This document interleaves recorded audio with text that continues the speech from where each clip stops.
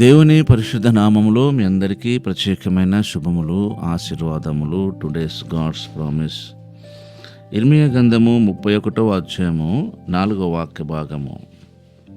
నువ్వు కట్టబడినట్లు నేను ఇక మీదట నిన్ను కట్టింతును, నీవు మరలా తంబూరులను వాయింతువు, సంబరపడువారి నాట్యములతో కలిసిదవు.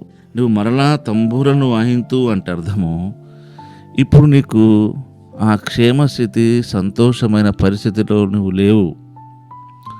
బాధ, దుఃఖము, భయము, ఆందోళన పరిస్థితిలో నువ్వు ఉన్నావు. నిన్ను నీవు గమనించుకుంటుంటే నీకు భయము, బాధనే కలుగుతుంది తప్ప నీకు సంతోషము కలగట్లేదు.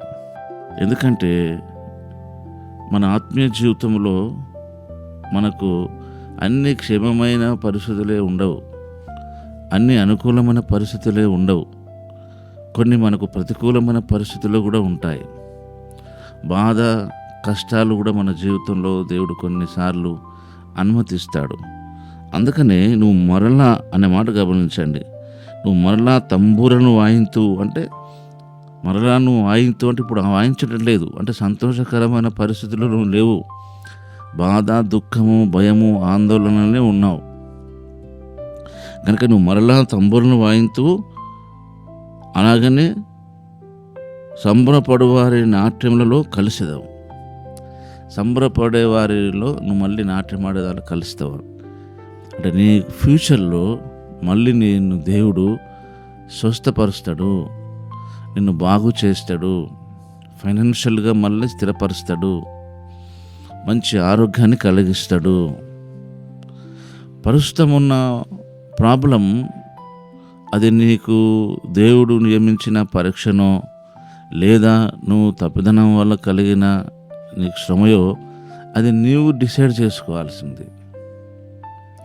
అన్నిటికీ పాపం అని చెప్పడానికి అవకాశం లేదు. అన్ని విషయాలు దేవుడు నిన్ను పరిశోధిస్తున్నాడని చెప్పడానికి లేదు. రెండు విషయాలను గమనించాలి.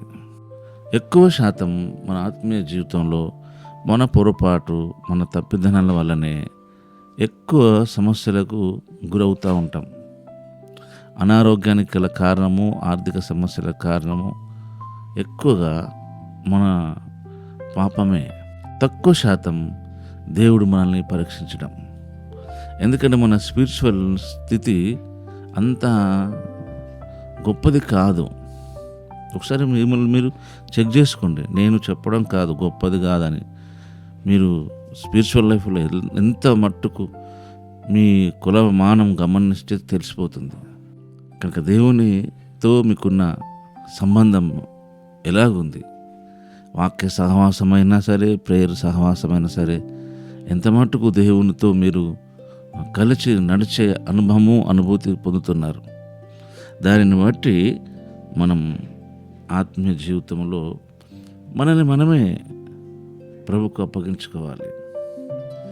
కనుక నీవు మరలా తంబూరను వాయిస్తావు, సంబరపడు వారితో నువ్వు మరలా కలిసి నాట్యము ఆడదవు. కనుక మళ్ళీ ఫ్యూచర్లో నీకు మంచి జీవితమును దేవుడు అనుగ్రహించనే ఉన్నాడు. ఇప్పుడున్న పరిస్థితిని బట్టి నువ్వు చాలా డిప్రెషన్కి వెళ్ళకండి. ప్రభు నీకు అద్భుతమైన లైఫ్ ఉంది. మన ఆత్మీయ జీవితంలో సాతాను చాలా రకరకాలుగా మనల్ని దేవుని నుంచి దూరం చేయడానికి అవకాశాలు ఉంటాయి. దేవుని మీద, దేవుని సేవకుల మీద మిస్అండర్స్టాండింగ్ను కలిగిస్తాడు. నీకు ఆదామవ్వలకు కలిగించినట్టే మీ మనసులను చెరపబడి దేవుని సరళత నుండి ఎలాగైనా మీరు తప్పిపోతారేమో అని భక్తుడు పౌలు గారు, అలాగనే దేవుడు మీ విషయంలో బాధపడుతున్నాడు. కనుక దేవుని పట్లను, దేవుని సేవకుల పట్లను మంచి భావం కలిగి ఉండండి.